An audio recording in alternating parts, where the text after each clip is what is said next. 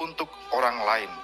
Nah, mari para kaum muda, saya mengajak kalian semua, mari kita terima sapaan Tuhan, terima panggilan Tuhan yang ada dalam diri kita masing-masing, sehingga kita pun juga bisa memberi diri kita secara khusus melalui panggilan khusus sebagai seorang imam, sebagai seorang biarawan-biarawati. Ketika kita berani menerima panggilan Tuhan sebagai seorang imam atau biarawan-biarawati, kita juga bisa berbuat sesuatu untuk dunia yang penuh tantangan ini. Nah, jadi itu dia videonya teman-teman ya. Begitu terharunya satu keluarga besar mereka itu ketika anak mereka dipersembahkan untuk menjadi seorang imam dalam gereja Katolik, yaitu untuk melayani umat-umat Tuhan, untuk melayani Kristus. Dan kita percaya bahwa apa yang sudah menjadi pilihannya itu tidak pernah salah. Kenapa sampai mereka mempersembahkan anak mereka, bahkan juga anak mereka itu mau atau memilih untuk menjadi seorang imam. Berarti ada satu keyakinan di dalam hatinya bahwa yang dia layani itu adalah Tuhan yang benar, Tuhan yang hidup, Allah yang benar, Allah yang hidup. Nah, jadi dia tahu, dia mengerti bahwa yang dia layani adalah Kristus, Sang Penebus. Karena di dalam keyakinan saudara-saudara kita Kristen Katolik pun meyakini bahwa Yesus itu adalah Tuhan, Yesus itu adalah juru selamat umat manusia. Dan tergenapilah apa yang telah disampaikan oleh firman Tuhan di dalam 1 Petrus 2 ayat 9 sampai 10. Begini firman Tuhan, tetapi kamulah bangsa yang terpilih, imamat yang rajani, bangsa yang kudus, umat kepunyaan Allah sendiri, supaya kamu memberitakan perbuatan-perbuatan yang besar dari Dia, yang telah memanggil kamu keluar dari kegelapan kepada terangnya yang ajaib. Kamu yang dahulu bukan umat Allah, tetapi yang sekarang telah menjadi umatnya, yang dahulu tidak dikasihani, tetapi yang sekarang telah beroleh belas kasihan.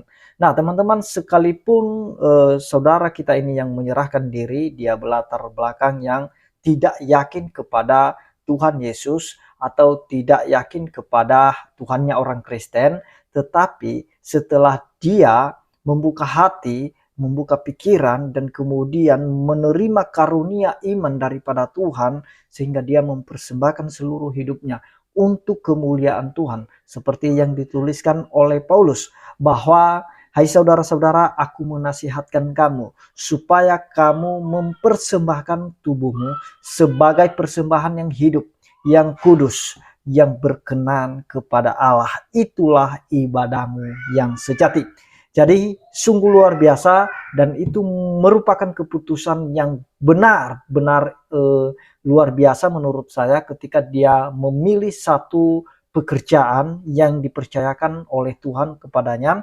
yaitu melayani umat-umat Tuhan dan juga memberitakan bagaimana kasih karunia Allah itu begitu besar bagi seluruh umat manusia. Jadi keluarganya merasa terharu, mereka juga bangga, mereka senang, mereka sukacita. Kenapa? Karena memang mempersembahkan anak mereka itu bukan dengan berat hati, bukan dengan atas kebencian, bukan karena terpaksa. Nah, kalau kita melihat situasi di negeri kita sekarang ini pun, itu banyak orang yang begitu benci dengan kekristenan, sehingga sampai-sampai gereja dipersekusi, sampai-sampai gedung gereja dirusak, sampai-sampai ibadah dilarang. Nah, kenapa? Karena ada dasar kebencian dalam hati mereka. Tetapi ya, sekalipun tidak semua saudara-saudara kita muslim begitu, itu hanya kelompok-kelompok tertentu saja yang mereka memiliki ketakutan ketika ada gereja di sekitar mereka, ketika orang Kristen beribadah, mereka mulai ketakutan, mulai panik. Jangan-jangan anak kita nanti murtad, jangan-jangan saudara-saudara seiman kita nanti murtad, begini begitu. Pokoknya ada kepanikan, ada ketakutan ketika gereja hadir di tengah-tengah mereka. Itulah sebabnya mereka tidak mau ada gereja, mereka melarang ibadah. Tetapi kalau mereka memiliki pemikiran yang jernih, hati nurani,